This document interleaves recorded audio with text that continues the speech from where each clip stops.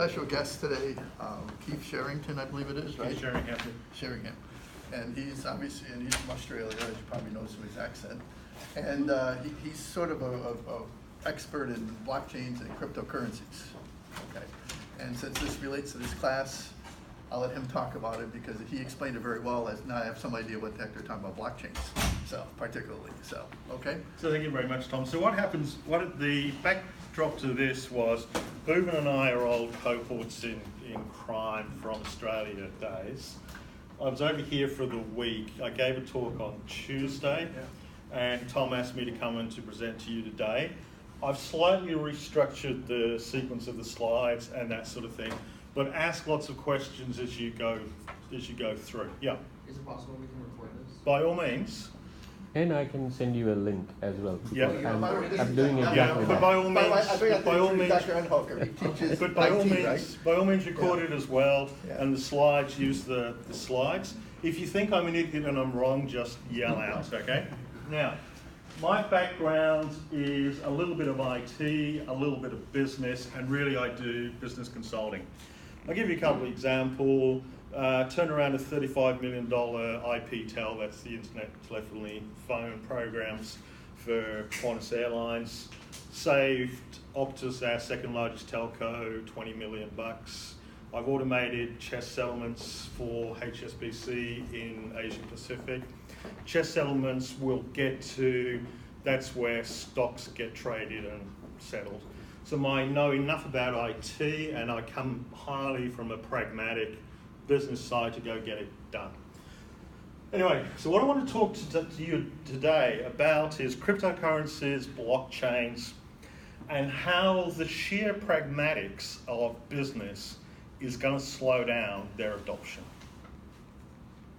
It isn't that they're not new technologies, it's not that they're great, it's not that they're not exciting, it isn't that there's huge opportunities for them, it's the pragmatics and the commercial realities that are going to come in, and that's the bits that I want to have a conversation with you today about. Okay, so let's start off with Bitcoin. Who's traded Bitcoins? How much did you make? Oh, I actually lost money. That's all right. I like a guy that can admit to a loss. That's good. It wasn't much, but it was. Okay.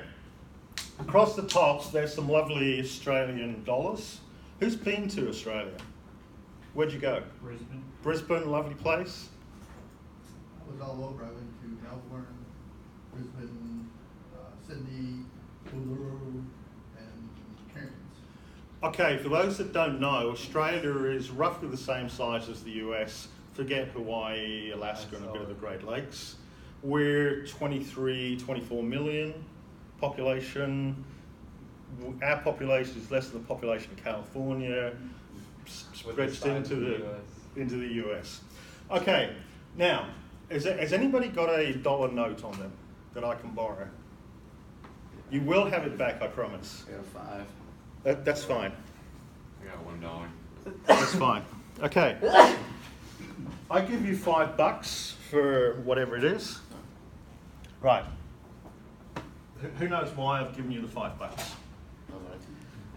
There's no history attached to it. There's no ownership of it. There's no proof of ownership. There's no history of what it's been used for. He could have been bribing somebody to do his homework for him beforehand. Who knows? Money is a way to store wealth, and it's a way to exchange wealth. That's the key bits to it. Now, you can do all of that through Bitcoins. You can trade wealth. They do that now. You've got ATMs that do Bitcoin, selected ones, selected places do Bitcoins, and you can do all the trading online. The issue becomes this.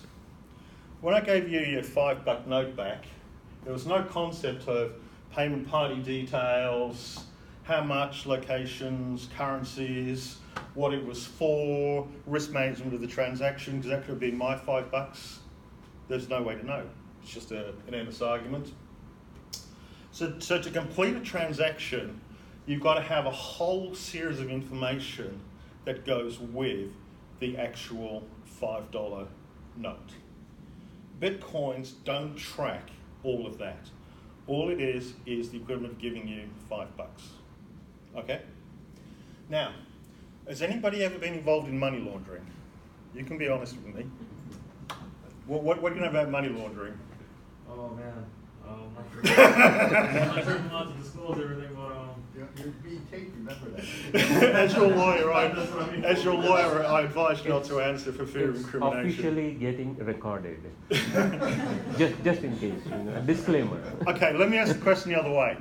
In your very profitable money laundering activities, did you make a loss on the conversion from unclean money to clean money? You didn't. How did you do that? can we stop the recording? Can I come and see you afterwards? Sure. Because invariably, in the money laundering process, you make a loss. Okay? That's an important point to remember as we go forward. Anybody want to make any comments at this stage? Go right ahead. Have you ever money laundered? I haven't, no. I'm Mr. Squeaky Clean. Have you got that on tape? I'm squeaky clean. Okay. Now, let's talk about Bitcoins. Cryptocurrencies are a digital currency, and they've been around since the 80s. They just never really got any take-up. Now, Bitcoin just happened to use blockchain technologies for the transaction of Bitcoins. A cryptocurrency is not tied to the blockchain technologies. And the simple one is this. You all have debit cards, credit cards. You go into Macca's, swipe the machine, buy your coffee and your banana bread. Sorry, Macca's is McDonald's. Have you guys got Mac cafes? Yeah. Anyway, you go into McDonald's, you buy your burger, you swipe your card. You tap and go, and that's it. So we are almost becoming a cryptocurrency. It's going to be a while before we get rid of physical notes, but we're rapidly moving towards being a cryptocurrency, and we're not anywhere near using blockchain. So just follow that one through. Now, the advantage of the current money is it was backed by the gold standards, and now it's backed by governments. Everybody uses it, there's assured acceptance, and there's measures in place to stop fraud, devaluation of it, and other nefarious activities. Now, if you go cryptocurrencies, none of that exists. So you are at risk, much greater risk with cryptocurrencies. Now, Bitcoin works because a bunch of really smart people designed it all, they're using it, they believe in it, they trade with each other, and they all believe in the value of the Bitcoins. But there are no measures in place, and we'll talk about that as we go forward. Now, when you brought in, who was the guy that brought and sold Bitcoins? Did you do the software yourself, or did you go to one of the Japanese exchanges and buy it that way? Coinbase. Yeah. So there are exchanges around. Well, just as you go into the travel place and you convert US dollars to Aussie dollars, that sort of thing, and they buy and sell Bitcoins for you. They also hold the private key for you if you want to. If you haven't traded Bitcoin, what happens is you get a 32-character private key that says, I am allowed to access those Bitcoins. It doesn't prove ownership. Because I could go, sorry, what was your name? Ken. Ken has written it down on a piece of paper because he can't remember a 32-bit, of course. Leaves his wallet in the pub, I find it, figure it out that it's a Bitcoin thing, I go and claim those Bitcoins. The keys don't prove ownership. All they do is give you access to the Bitcoins. Remember that one? Now, the exchanges can hold the keys for you. Who knows about the exchanges in Japan? It's in the news about 2 months ago. They got hacked. Why? Any guess? Sorry? People wanted the Bitcoins. Almost. They wanted the keys. When you hack a Bitcoin exchange, you don't care about anything else other than those keys. Now, the current exchanges have none of the regulatory support, management, overhead, and everything that you have today if you were to trade equities and derivatives through an existing exchange. Some exchanges do mining, some of them don't. The takeout issue is that there's no real incentive for major banks to become Bitcoin exchanges at the moment, and there's no real incentive for them to do the mining. Now, we'll talk about the mining. What happens is the way Bitcoin works is you run the software, your computers crunch and crunch and crunch away, you crack an algorithm, you say to everybody, I've cracked the algorithm, everybody says, hey, that's cool, that's your Bitcoin, and off you go. Now, does anybody work for the CIA? Not that you're going to confess. Has anybody done cryptography? Is there somebody more expert in this room on cryptography than me? There has to be. Anyway, to do this cracking of the codes is very power hungry. That's why a lot of the Bitcoin mining takes place in Iceland, because electricity is cheap, parts of Russia, parts of China. To do an effective Bitcoin mining operation in Sarasota, I don't think you're going to make a profit, because the cost of electricity to crack the code is more than the cost of the Bitcoins. Okay, Puerto Rico. What happened in Puerto Rico about 9 months ago? Hurricane. Sorry? Hurricane. Hurricane? What else? The power grid crashed. Power grid crashed. What else? Their whole economy crashed, didn't it? Their whole economy crashed. And what did the government do? That's not a political question. I'm going to stab and say nothing. They eliminated all corporate taxes to help reinvigorate the economy. A whole bunch of Bitcoin people went herding off down to Puerto Rico, telling the locals they were going to build a nirvana, trading on, buying everything on Bitcoin, bypass all the government regulations and everything else. And the only reason that they went was because of the tax breaks. So just bear that one in mind. So we talk about how you mine it, how power hungry it is. Now, if Bhuvan's mining and I'm mining, what is Bhuvan's competitive advantage over me? Any takers? Sorry, what's your name? My name's Emmy. I Emmy? have no idea what his competitive Okay, advantage is. pick a number between 1 and 3. 2. 2, 1, 2. Any idea of Bhuvan's competitive advantage over me? Yeah, there really isn't one.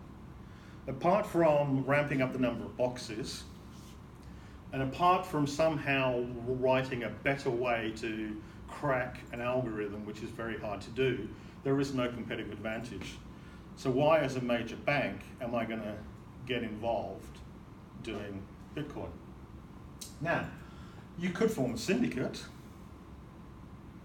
All 4 of us could get together and say, we'll share all our resources and we'll share the private key when it finishes at the end.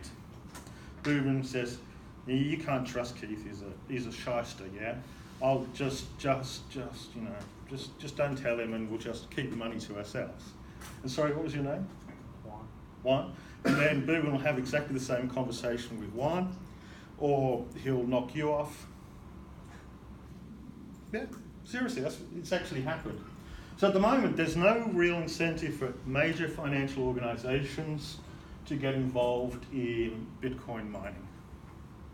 It's not to say that isn't going to change, but that's where we are now. Right, so let's talk about the exchanges, some futures, and insurance. Chicago board Options Exchange and Mercantile Exchange about 9 months ago said they're doing Bitcoin futures. It was lauded in the press as the greatest thing in Bitcoin coming mainstream. Now, a couple of things. All of the settlements, payments, reporting, and everything else that they do, they don't use blockchain technologies for. They use all of the proven existing technologies and systems that are out there today. Interesting, huh? Now, if you're who knows why people are fans of Bitcoin? Money launderer at the back, sorry, what was your name? Mine? David? David, why is Bitcoin so popular? That's untraceable pretty much. Untraceable, no central exchanges, bypassing government regulations, that sort of thing. And if you're a fan of that, they're great, it's ideal for you. The problem is that an exchange, by its definition, is a central control. And Bitcoin is all about bypassing central controls. So you can see the paradox that comes in there. Now, Deloitte put together a 500-page report. You know Deloitte consultants? Anybody applying for a job with them? Should I make it PwC or Accenture or one of the others? Anyway, they put a 500-page report together saying, one of the biggest problems to the adoption of Bitcoin is a common set of standards, which all the banks have spent years and years developing, all the exchanges have spent years and years developing. Tom, when we gave the talk on Tuesday, who was it that sat on the standards committee? That was the Air Force guy. Yeah, do you know his name, Boogan? Dr. Kevin White. And I asked him how quickly you can get standards organised out of the standards committee. And Tom, what was his reply? Glacial. Okay, now, in the exchanges, the ledgers are not distributed. One of the whole concepts behind blockchain and Bitcoin is all the ledgers are out there and distributed. By its fundamental existence of an exchange, the ledgers are not distributed. Again, undermines the principles behind it. Now, the one bit I'm going to nag on a little bit now is some of the Bitcoin enthusiasts just take the web for granted and the internet for granted. And it exists because of the internet. Now, the internet is administered and managed through a whole bunch of central organizations with common standards, common protocols in place, using often proprietary systems and proprietary software to support it. So again, it undermines some of the principles behind it, and to me, that they all rushed to Puerto Rico when the tax breaks came down shows the true colour of some of the Bitcoin advocates. And lastly, we talk about all service. Now,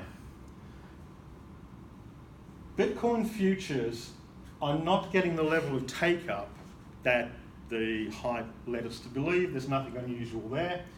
Has anybody traded futures? What are you guys doing? I thought you were Americans, you all make money. Okay, futures are basically about, I want to guarantee the supply of 500 gallons of oil in 3 months' time at a given price. And the economy tanks, that sort of thing, the price and supply changes, that's why you trade the futures. The only real thing with Bitcoin to work on the futures is pure random speculation. Because as we talked about before, there's no real competitive advantages in what you're doing. I just want to keep track of time a minute. And again, we've talked about the keys not being about ownership. Who follows the Lloyd's of London insurance? About, 3 months ago probably, they announced a massive fanfare that you could buy insurance against the loss of your Bitcoins. Yeah, it's a way to make money. I don't have an issue with that, really, seriously. The problem is that their first lawsuit against them has already come through. because the keys do not signify ownership. Like your car key. If you give me your car key, I go to your car, I can drive off in your car. The car, I don't own the car, doesn't mean that I'm allowed to drive the car. All it means is I have the key to get in the car and go. It's the same kind of principle. See, the take-out message from this is, if you want to speculate in Bitcoins, go right ahead, have a bit of fun, see if you can make yourself a millionaire, be prepared to lose your 20 grand. Any questions, any comments so far? Who wants to come and Bitcoin trade with me now? I'm not saying it's not going to change in the future. I'm not saying that you're not going to make money. All I'm saying is just be wary of the hype. Okay.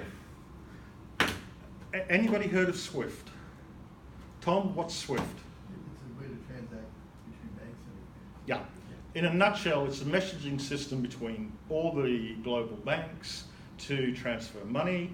The university uses Swift to pay its creditors and all of that. Now, it's up on the board, but what is did you pick up on the single biggest threat to Swift in the news in the last month and a half?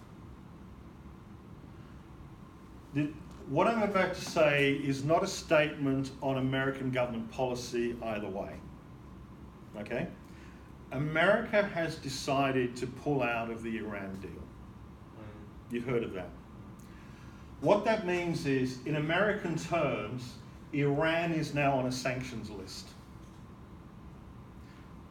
All the other countries in the world, well not quite, but most of the other countries in the world, especially the ones that are staying in the deal with Iran, China, Middle East, Asia, Canada, all of Europe, Australia, New Zealand, those sort of things, they don't want to keep trading with Iran.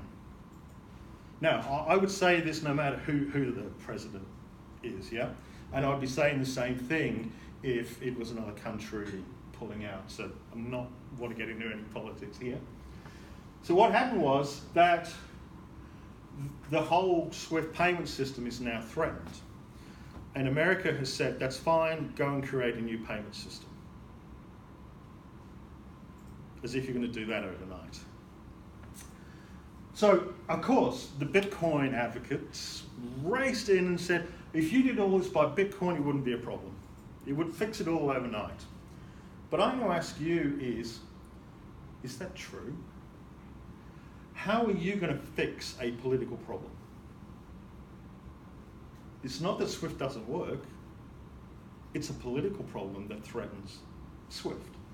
You've got all the international agreements to put in place, you've got to develop all the technology, you've got to get it out there, you've got to get it embedded, you've got to agree all the standards, you've got to get all the cooperation, you've got to get the banks to migrate off what they do today and all the companies that use SWIFT to pay to do it, get it all tested, get it all implemented.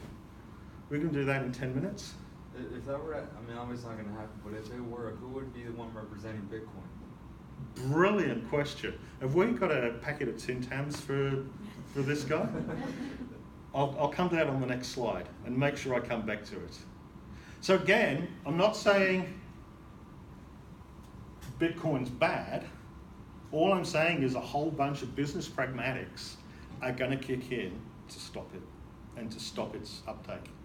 And at the end of the day, how is Bitcoin going to resolve global politics?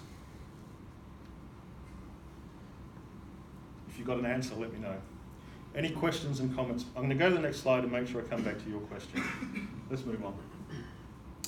Okay, so down the left-hand side are some key issues you've got with use of Bitcoins. What is the current solution and what actually happens today? So the blocks continue to grow as more records added. The blocks get bigger and bigger and bigger. Now, today we have retention policies, we have trimming, we have everything in place, log files, audits, and everything else. They're trying to support the blockchain trimming, but then it undermines the whole concept of searching a blockchain to get all the Bitcoin information out. Performance issues, to get around the performance issues, because you're continuously reading the blockchain elements, and we'll talk about blockchain shortly. What they've done is they've skimmed out the metadata and put it into an SQL database, a regular database, to improve performance. So you've undermined the technology as well as creating a duplicate information source. Lacks of information of inclusion. It takes so long for the records to get updated. So it's taking 2 days now for Bitcoins to be updated. And that's with a small number of Bitcoins and a small number of users. This is the one I particularly like. The original Bitcoins were 1 megabyte in size. The Bitcoin community argued for a year about going to a 10 megabyte file size to store all the information and keep the records. In the end, the Bitcoin community couldn't agree. So what they did is they just created a new Bitcoin. So there's 2 lots of Bitcoins out there, one on 1 megabyte file sizes and one on 10. Now, to me, as a business, I just can't operate by you just creating a new currency every time you have a technical problem. And if such a small thing as file size befuddles you, how are you going to get into the bigger stuff we'll get to in a minute? Cost of electricity we've done, private key ownership we've done. All users have to validate the code for releases. It just takes so long to do, and time to settle the transaction. Now, your question, I forgot what it was. Who would represent Bitcoin in case? Sorry, next slide. Okay, now, some people have said they're investing in Bitcoin to invest in the potential of blockchain technologies. Now, if you want to invest in the potential of blockchain technologies, you invest in IBM, Oracle, and those guys. Now, we've talked about the banks. No serious financial institution is doing anything with Bitcoin at the moment because of their anti-money laundering obligations. You can now go sue a bank that fails to meet its anti-money laundering obligations. There's a case in Malaysia at the moment. There's one coming out in India. I'll send you the link. So if I'm a bank, I have all my regulatory issues to comply with anyway. I have to report all the anti-money laundering, all the safeguards and that sort of thing. Oh, and by the way, I can now be sued if I fail to do my obligations. So that's everything about that one. Terrorism and that sort of thing. Now, if the whole world went to Bitcoin tomorrow and everything was bedded down and we all traded Bitcoin, all of the banks could not manage a global run on Bitcoin. The whole global economy would tank. A nice investment opportunity there. Put your money in at the right time. Okay, let's talk about Bitcoin adoption. Now, China has worked for 10 years to get the RMB to be a petrocurrency. What I mean by that is all of the things are traded in, most of the petrol is done in US dollars. So with all of the might of the Chinese government, it's failed to get the RMB to become a petrocurrency after 10 years. So how is Bitcoin going to move overnight to be a petrocurrency? An investment opportunity to be had, but it's not going to happen overnight. All of the bonds that are in place, all of the options that are in place, and that sort of thing, for all of those to migrate over to a Bitcoin currency, to get to critical mass. Forget moving all of them. All of the 10-year bonds that fund infrastructure, the 15-year bonds, it's not going to happen. And there's too many vested interests to work their way through. Now, Bitcoin is all about bypassing government. Most of the Bitcoin mining is actually going to themselves and is for money laundering purposes, and there's speculation. Now, coming to your question, who represents the Bitcoin community? First of all, the software is all open source software. Are we all okay with open source software? Are you smiling in that you're not okay with open source software, or you are? No. So what happens is who's a techie geek in this room? Booven. Explain to them open source software. Well, unlike proprietary, it's the opposite of proprietary software. So no Microsoft, Oracle, SAP software is called open source. So let's flip that over, and you could be writing pieces of software which can be embedded by others who want to use what you have written, and it's basically contributing back to the IT community. So open source means not owned by anyone. Which means any change made has to be agreed by everybody. So who represents the Bitcoin community? For software, it's everybody that weighs into the community, weighs in with the discussion groups online, that sort of thing, gets involved in all the discussions, gets involved with agreements and go. In terms of pricing, it's just totally ad hoc. There's no controls on Bitcoin pricing. The futures exchange is the closest benchmark anybody's got, but I can, sorry, I'm looking at you, what's your name? Matt. Matt, I can go and buy Bitcoin for you at one price, buy from Booven at a totally different price. Booven's a nice guy, I screw him over. You and I don't know each other, you think Keith's never going to come back in this room, I'll screw Keith over now. Now, everybody stand up and stretch. Good. Before we move on, sorry, you can sit down again now. Before we move on, do you want to have a discussion around Bitcoin, or do you want to talk a little bit about the blockchain technologies that happens to underpin Bitcoin, and talk about the blockchain potential and those sort of things in general? Well, sorry, can I just get your opinion real quick on, what, do you trade Bitcoin too? No. No? Oh, okay. So like, I found the most successful way for trading is like with low leverage and shorting it. Yeah. I mean, that's basically the way to make Yeah. money. You're absolutely right, because at the moment there is massive volatility. In any asset, oil, gas, wheat, shares in BHP, you can make lots of money in the volatility. Yeah. And if you can trade over a 1 hour, 2 hour, 1 day window, there is opportunity to make money. Because Bitcoin at the moment is, there is a bigger sucker than you that you can sell to. Just to kind of touch on that, like I have a friend who does it. He's been involved for like years, and basically what he has done, but he's like a tech geek. Yeah. And he basically wrote his own program, which is like a bot that takes advantage of that volatility, and it's almost like it's like his own little exchange. Like it'll buy and sell, it'll trigger buy and sell options for him throughout the day, and he'll buy low, sell high, like in a matter of minutes. Yeah. And then he'll just take just a minor. Let me ask you a question.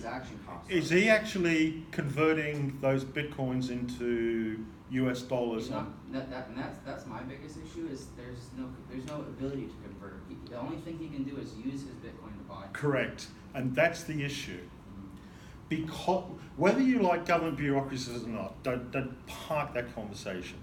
Society functions because you have these large consolidated entities around the world that have standards, have safeguards, and that sort of thing. They're not perfect by any measure. I go with that one. But they set the prices, they set the standards, they give you protections and that sort of thing.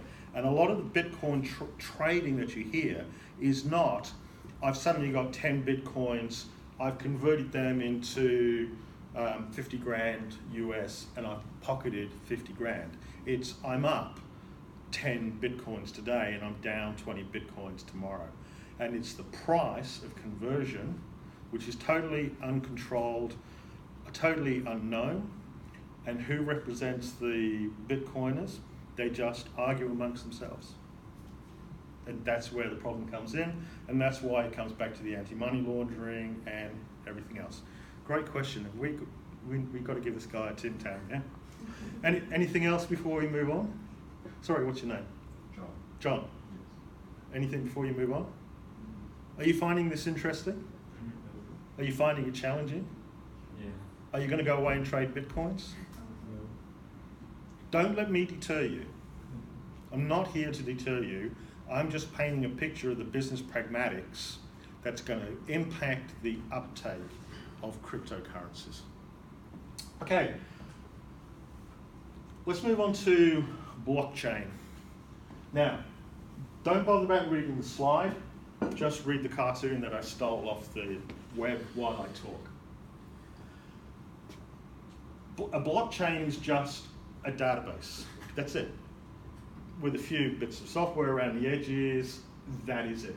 As they say, blockchain is a linked list of blocks, and a block is a group of ordered transactions. And there's some more on the next slide. Now, who's a SQL database person? Select star from table where, okay. When I say an SQL database, who doesn't know what I mean? Good, I love people that are honest. So what happens is, all of the information for the student records for the university sit in a database. And dollars to donuts, it's SQL, it's a type of database. And when you click on the button on the web, it sends some code through with a set of instructions to pull out all the information from a set of tables, collate it all together and present it back to you. All good? Okay, so what happens at the moment is all of your student records are held in a data center somewhere, and you access them, and they've got multiple computers crunching away in the background. And what happens is there might be some in Tampa, there may be some here. Where else have you guys got a campus? Yeah, there'll be some there as well, and you look into the whole thing. What blockchain does is it gives you a local copy of the whole database. So rather than you looking into a central point or a consolidated point, you look into a local copy. Advantages of either one, which we'll talk our way through as we go. We've got 20 minutes. Now, the advantage of everybody having a copy of the data locally is there's no single point of failure, because you can always get at it. If the student records database goes down, you're stuffed. And there's no central administration. Come to that one in a minute. The advantage of blockchains is the data are locked to an owner and all must agree to a change. So what that means is Keith owns this record, Keith makes a change, goes out to everybody, everybody says, yes, you're allowed to make that change. Hold that one, it's a thought. Now, what happens is, within the blockchain, the whole administration is decentralized.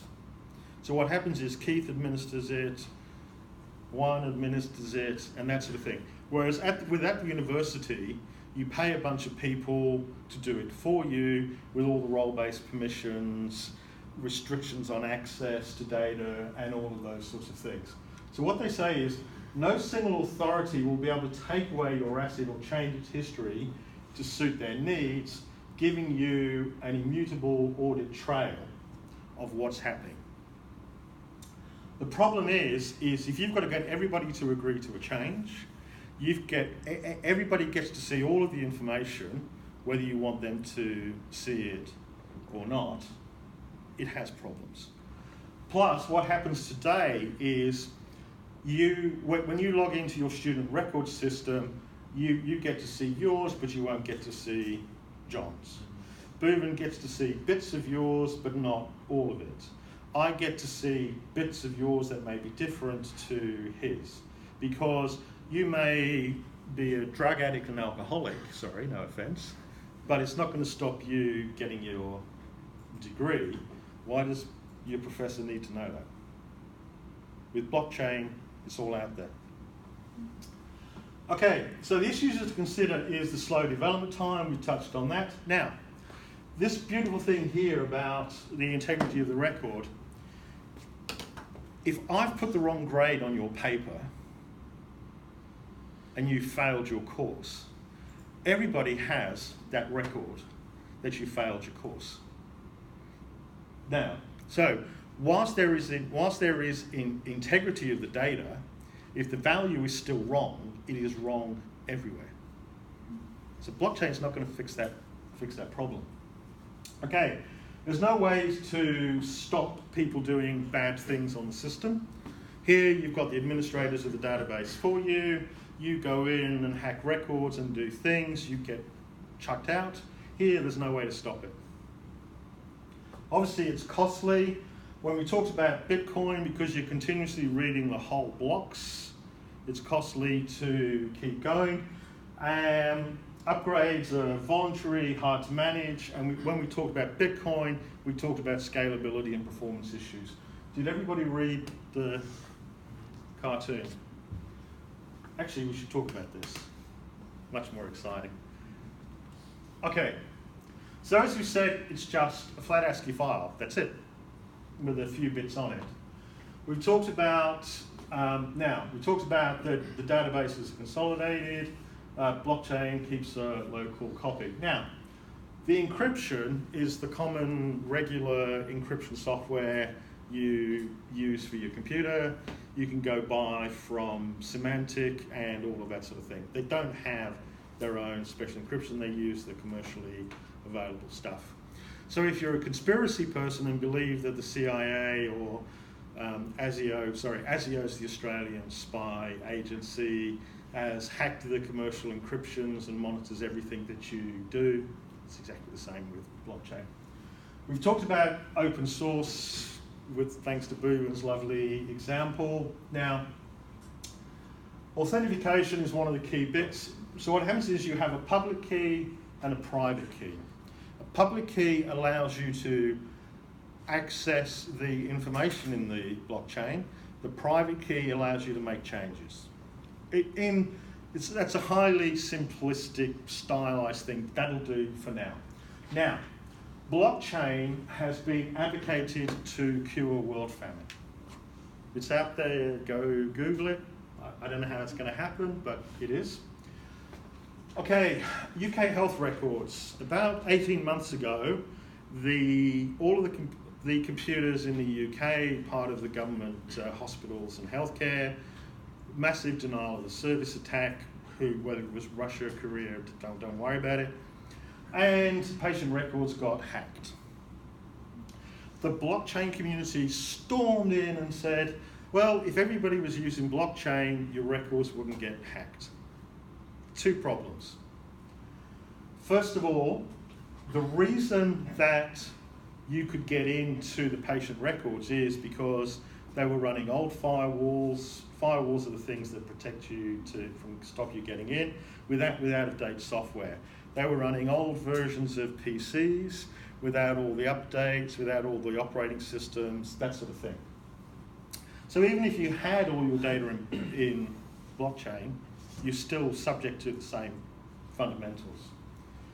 Now, the other bit is at the moment, for your health records, you have a password for you to get in. The doctor has a password for them to get in. The nurse has a password to see bits. It's all the role-based access that we've talked about, that sort of thing. Given that the only way you can get in is a private key, I'm there on my deathbed dying with brain cancer. The doctor comes up and says, Keith, I need to see your health records. I've got to pull out my 32-bit encryption key and give it to the doctor. Sorry. Okay, management of the keys. Now, ownership. This is the interesting one. Remember we talked. Sorry, I've forgotten your name. Michael. Remember we talked about with Michael about his car key, and just getting you into the car and no ownership. Okay, the only way you can confirm ownership of an asset is by knowing who owns it. Yeah? So Michael owns his car. His key has nothing to do with him owning the car. He could own the car, give me the key to drive it, thank you very much, for the whole time. Now, how do you know that it's Keith? Well, it's regulated. It's regulated. on paper. Right, so what happens is at the moment you have a birth certificate given by the government, and from that you get a passport, you get a driver's license, and when you're 16 and you want to go into the nightclub, you might fake an ID card and do all of those sort of things. Right, the only way that you can really say that it's Keith is through fingerprinting and retina scans, which is what they're doing in India at the moment. Did you see that the database got hacked? Now, the problem then comes in is park the privacy issues and the politics of trying to do it here or in Australia, that sort of thing. Even if you've got my fingerprints and my retina scan, how do you actually know that it's Keith? Well, because I have a birth certificate. In India, you've got problems with actually tying birth certificates to people not having certificates and that sort of thing. So again, you've got all of these ownership issues that's going to impact upon what you do, irrespective of the underlying technologies. Okay, how are we doing for time? Good. Right, now, we talked about the performance issues, and we talked about how they're taking the data out of the blockchains, putting it into a normal database to speed up the searching. Now, very quickly, the diagram, someone registers a transaction, goes into the blockchain, goes out to all the participants in that system, they all agree to it, yes, gets added to the blockchain, and a copy of the blockchain goes out to everybody. You can Google that picture and take a bit of time to soak it. Yeah, let's move on. Okay. There's a lot of potential in blockchain. There's a lot of potential for industry transformation. At the moment, there are very few real blockchain applications out there, and there are even less real commercial applications. The only one that's really going is cryptocurrencies. Now, IBM has this big investment underway to track food from the paddock to the shop. And you can go in to Walmart, scan the barcode, and see that your avocado came from central New South Wales 4 days ago and it's still fresh and wholesome. Thing is, you can do that today with all the existing technologies, and there are existing systems out there, and they do not need blockchain. So the question then becomes, why would I move to blockchain given that I already have an existing system that's working, proven, I've addressed all the business integration issues and everything else? Hold that question. Now, some of the problems you have today are listed there. You've got to type data in. We have South Pacific Islander labour paid $25 an hour to pick avocados. They don't know how to use an iPad. They're frustrated, they're underpaid, hot, sweaty, put in bad data. Screws up the whole process downstream. You still have that problem with blockchain. Yep. Now, the integrity of the data, we've sort of talked about that around Bitcoins, but again, it carries through. We've talked about standards and the need for standards. If everybody's not using the same protocols, the same standards for that sort of thing, how are you going to integrate across the supply chain? Blockchain's not going to fix that. Okay, the information access and synchronization. Who was it who went to Australia and went to Brisbane? Did you go anywhere else? No. Did you go more than 50 k's outside Brisbane? I don't think so. Okay. Basically, there's nothing. We've got 7 major cities and nothing much in between. There's Wi-Fi coverage is terrible, a lot of dust, desert, that sort of thing. The poor postie driving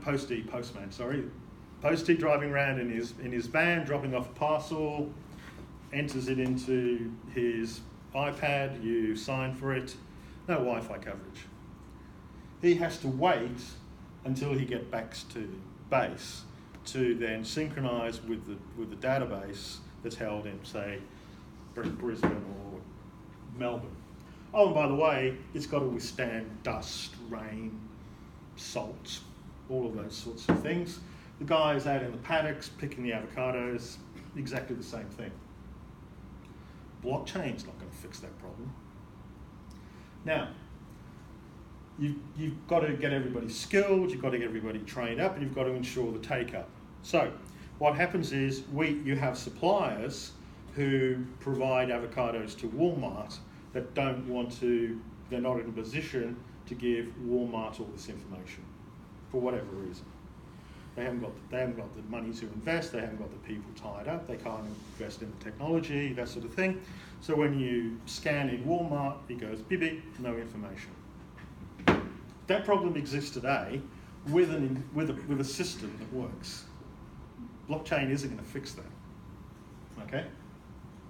And we've talked about the outdoor environment. Now, blockchain may make access easier. It may make storage of the data easier. It may play a role in future systems. There may be that the system does get replaced by blockchain, but it's not going to happen in the next couple of months. It's going to take a while. Now, all of the technology to do all of this exists today. It's out there. It's working. So, and it has a cost to implement all of this and a cost to maintain it. Why is a hard-ass pragmatic business person going to rush to adopt an unproven technology, go through all of the cost of implementation, changing everything and that sort of thing, when there's no need to address that problem because it's already working? Now, again, I'm not saying blockchain doesn't have a lot of potential. I'm not saying that there aren't opportunities for it. Yes, it needs to be researched. Yes, there's going to be all sorts of things coming out 2 years, 3 years, 4 years' time, whereby it's going to say, this is perfect for this thing.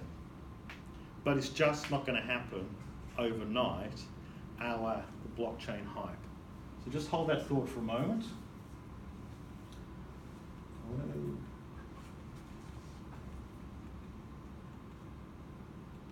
How long have we got left? So, okay. So, do you want to have a discussion, or do you want to look at an industry example? Example. All good? Okay. I'm going to do my favourite chess settlements. Chess is a system run by the Australian Stock Exchange for the settlements and managing all the payments around stocks. So you're buying shares in IBM and all of that sort of thing. You buy it, you trade with your banks and all of that sort of thing. Yep. It's called chess in Australia. I don't know what it's called here. All good? Now, what happens is each of the day, the banks say, right, so you trade all day. At the end of the day, they owe $50 billion on all of the trades, the stock trades that have been made. They go through the Fed, they go through the share registries to get it updated, but they say, we actually owe 50 billion, but we don't have 50 billion. What we'll do is we'll borrow 20 billion from JP Morgan for half a day to cover our 50 billion in liabilities because we got 30 billion on hand. All this settlement happens in a critical window, which we'll talk about in a minute. Now, this is a complex process with many, many stakeholders, and if it all goes wrong, it's a market event. Okay. Now, your take-home message from this diagram is that it's complicated, you need aspirin and water. Don't worry too much about the details. So, you've got a bank here that's done all of its share, all of its stock trades and that sort of thing. You've traded. You've got another bank there. You've got another bank in the middle that has brought trades on behalf of somebody else that it's got to manage through. It's going to lend Bank A money to cover its liabilities. The share registries have to get updated. Sorry, the stock registries. This is a list of who owns what shares in publicly traded companies. The exchange has to do all of the settlements, and the Reserve Bank is the Fed. All the money and goes through the Fed and back out to all the banks. Okay. Complicated, that sort of thing. You can't do all of that on blockchain. Even if it was a proven technology now, even if it was all implemented now, there is no way you can do something that complicated on blockchain. Let's have a look. So the blockchain advocates say by moving the whole share settlement process to blockchain, you'll speed up settlement time. And the Australian Stock Exchange has looked at it for a year and a half and has backed off. Now, forget the technology. Forget the adoption of the technology. Forget all the costs of replacement. Forget all of those things. The first reason why a bank isn't going to change the settlement time is because it makes money on owning shares of for somebody else, the custody function. In the settlement time, it makes money off it. So where's my incentive to move? Likewise, we talked about the banks lending each other money. You have to go to the market, get the money, the bank makes money off that, lending it to another bank. So where I'm a bank, my job is to screw people out of money. I'm a bank, yeah? Where is my incentive to change settlement times? Who's heard of same-day payments? Tom? So it's been implemented in the UK and Europe, whereby when you swipe your card at McDonald's, the payment goes through straight away, rather than clearing 1 day, 2 days time, as often happens. It goes through the same day. The UK, when they put it in there, hasn't really got the take-up that it is. One of its biggest problems is there is no longer a lag in time of payment transaction. So if it is a wrong payment, somebody's trying to money launder, they can't intervene in the settlement window. In the UK, what they found was that there was a massive spike in payments on a Friday afternoon, and the money laundering doubled on a Friday afternoon. Any ideas as to why? Because you've got the weekends coming in, but all of the house conveyancing, do you guys call it conveyancing? You know when you buy and sell a house, you change all the documents, you change all the payments, the lawyers get involved and that sort of thing. In Australia, that's called conveyancing. All of those payments were going through on Friday, well, big chunks of them, so it was a massive spike in that. So what the banks did is they delayed settlements to manage the anti-money laundering. Okay, so there's as we're running out of time, so there's a couple of things in there as to why you're not going to increase your settlement time, and that's nothing to do with blockchain.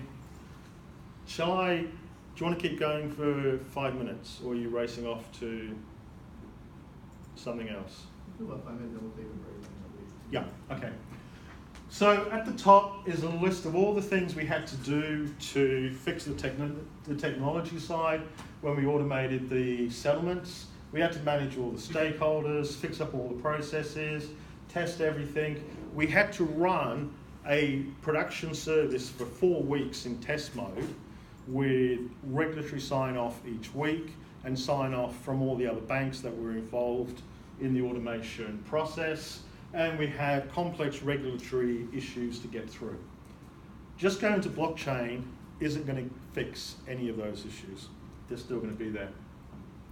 So, one simple question is, even if blockchain was developed and proven and businesses were prepared, able, undergo all the required business changes, all the required standards were implemented, every regulatory thing that was in place, how is blockchain going to give you all the information that's needed to do chess settlements? And that's just one major banking function. There's a link here where a guy has done a full overview of blockchain, its pros and cons. And I'm just going to finish on this one. 10 years ago, the IEEE, Bhuvan, what's IEEE? Institute of Electrical Electronics Engineers. It's a society for techie IT, geeks. yeah. Did a survey, and this list here was the top reasons why IT projects failed. They did it 10 years later, and the list was exactly the same. The success rate for large IT projects is about between 50 to 80% of IT projects fail. Now, this last one is about 15 years ago, Java and XML were the technology buzzwords. This whole exercise, I could have talked about SQL databases. It just happens we're talking about cryptocurrencies and blockchain. It could have been any new piece of technology. And CEOs were saying, just go ahead and build everything in Java and XML. Java is software coding language, and XML is a messaging language. The problem was they focused on the technology and not the business problem. So they produced a whole heap of rubbish that had to get written off. Take-home message is, focus on your business problem. And if blockchain is the perfect solution, go implement it. If it isn't, it isn't. Yep. Let's not get caught up in the hype cycle, and we'll stop there. Questions, comments? Did you enjoy it? Yes. Thank you. Are you raising your hand for a question? Would you like to raise your hand for a question? Are you sure? Yeah. Okay.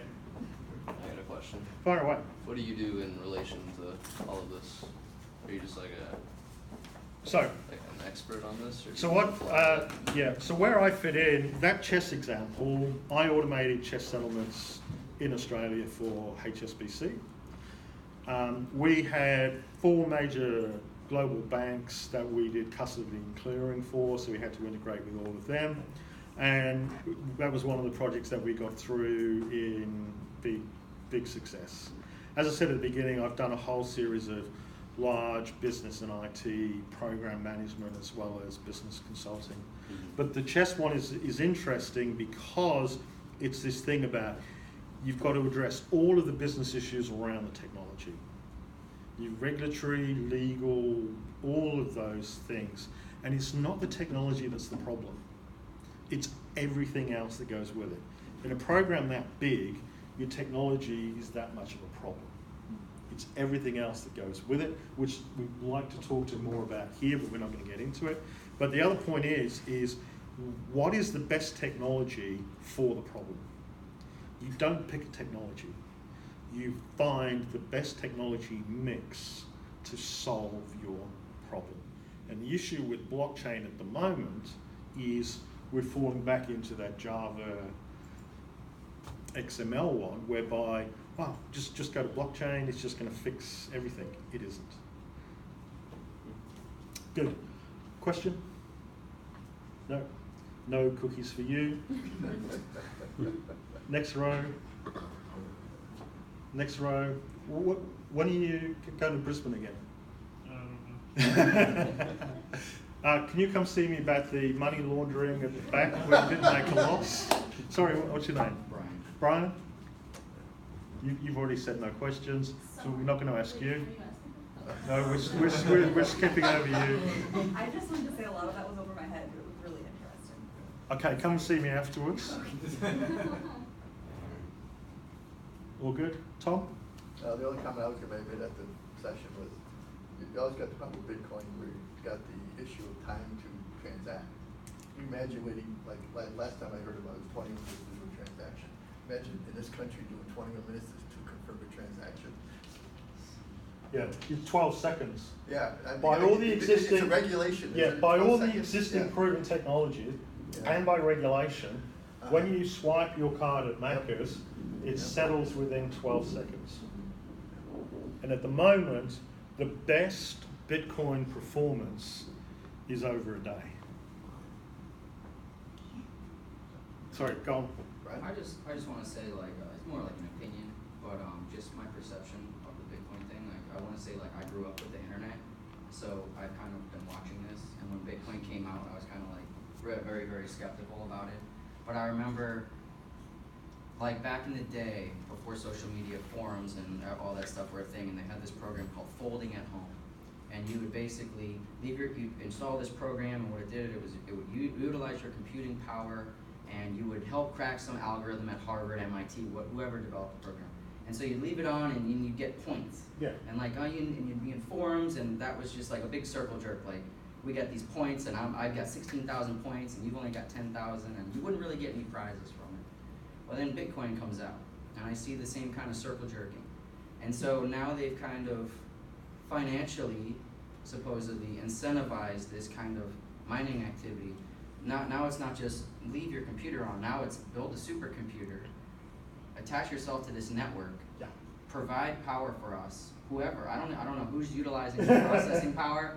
I don't know if it's a government, an organization, an entity. I have no idea where it's going, but it's going somewhere. Yeah. And then when Bitcoin shoots up to $13,000-$15,000, whatever it was, what happens to the Bitcoin exchanges? They lock up. Nobody can get anything out of those Bitcoin. So you're saying I have a $15,000 one Bitcoin conversion, but there's no value there. How are you going to extract the value? Yeah. So now you're just arguing with other Bitcoin users or people who have points, Bitcoins, Yep. and you're stuck with a supercomputer rig or something that you That's built, right. thinking you're in some functional business model or something, and you come up with some charts, and they go like this, and you're going, oh, it's increasing. I'm getting wealthy, but in reality, you're kind of stuck with. You're absolutely right. And again, if you want to take a punt, by all means do it. I'm not going to go through this slide, but if you run a business operation, you've got cost to manage, you've got customers to manage, you're driven by the economy, what's happening in the market, and you've got legislation issues. If you run any business, you're driven by those and you have to respond to them. If you start to put everything up in blockchains, you still have to meet all the existing legislation. You cannot, well, you can probably try and get away with it, and there's arguments that some of the legislation's wrong, don't all those issues.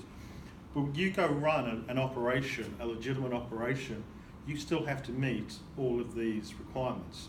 The issue is with the blockchain is a lot of it is done by nefarious activities, a lot of it's done offshore with no control. And by all means, trade Bitcoins. It goes up by $20, capitalize that gain, start again. So yes, whether you trade for a day, 4 months, 6 months, yeah, in